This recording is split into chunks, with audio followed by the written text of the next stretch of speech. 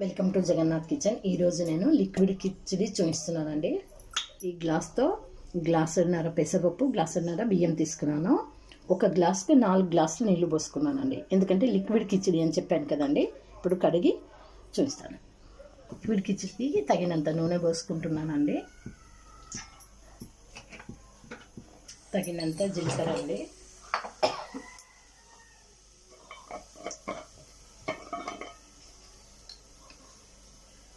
ఆవాలు,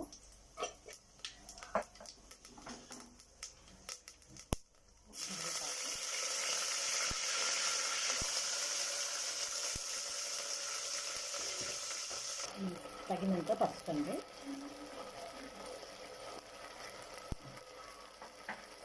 చిన్నగా తరిగి తెచ్చుకున్న అల్లం ముక్కలు,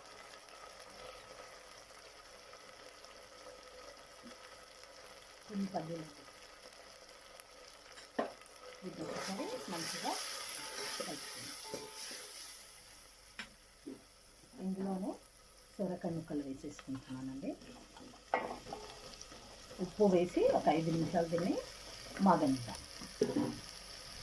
చూడండి, సొరకాయ ముక్కలు మాగినాయండి. ఇప్పుడు ఇందులోకి రైస్ని వేసేసుకుంటున్నాను.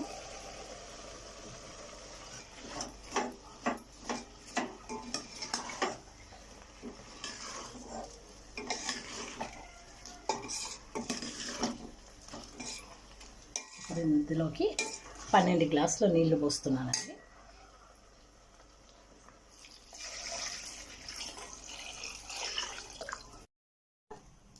కిచిడి లిక్విడ్ కిచిడి అని చెప్పాను కదండి, ఈ విధంగా.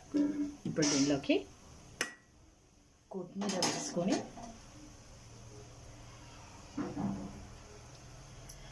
పైనుంచి ఒక 2-3 కాజు ముక్కలండి,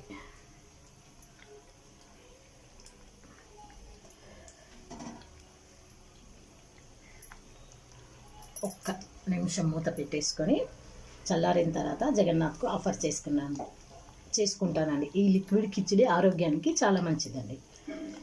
మీకు ఇంట్లో వడియాలు ఉంటే వడియాలు వేయించుకోండి, పచ్చడి ఉంటే పచ్చడితో తినండి, చాలా బాగుంటుంది.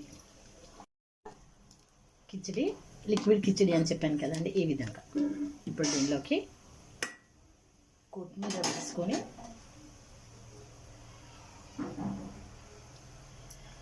పైనుంచి